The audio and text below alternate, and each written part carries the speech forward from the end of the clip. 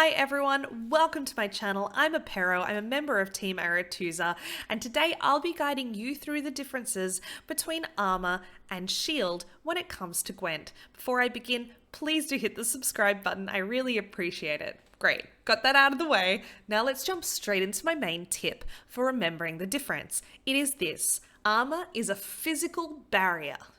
A shield is a magical barrier. Armor can be strong or weak, it can deflect a certain amount of damage, whereas a shield protects you from all damage for one hit, regardless of what that amount is. That's the main difference. Armor, physical; shield, magical. Got it? Ready to get into detail? Let's go.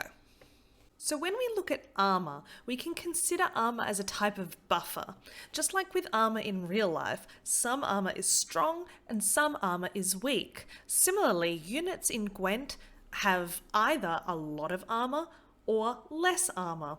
A unit with 1 point of armor will be weaker than a unit with, let's say, 10 points of armor. So when I say armor acts as a buffer, what that means is that if, for example, 5 points of armor is hit for 2, then the armor will go down to 3, but the unit itself will remain unchanged. So just like with a real soldier in a real fight, the armor kind of stops a certain amount of damage, but only to a certain extent. It is only as weak or as strong as the armor that is on them. Now, there are plenty of cards that interact with armor in great ways, but two that are very interesting are Draco Turtle, which boosts itself by the amount of armor that is taken off it as a unit, and Living Armor, whose health is always equal to the amount of armor that it has.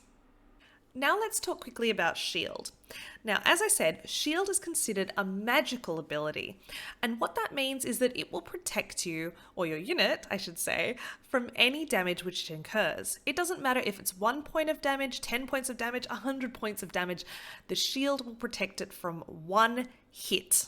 Now, the important thing about a shield is that it is a status, and what that means is that it can only be removed either, as I said, by receiving damage that will instantly get rid of the shield, or with a purify. Now let's talk quickly about what armor and shields have in common. The first thing is that neither an armor nor a shield can protect you from a unit being seized, from a unit being poisoned, or from a unit being removed by some sort of card effect, for example, Yennefer Invocation. The other thing that armor and shields have in common is that they are both resistant to being locked. In other words, locking them has no effect on their ability. So as you can see here, a unit can have a shield on it, be locked, and then be hit, and that shield will still be active. Similarly, a unit with armor can be locked, then be hit, and it will act exactly the same as if it hadn't been locked. Locking does nada. Now, one interaction which is not totally intuitive is the way in which shields and armor interact with bleeding. Now, if you were to put bleeding on a unit which has a shield, then the shield will take the first hit of damage from that bleeding, kind of as you would expect.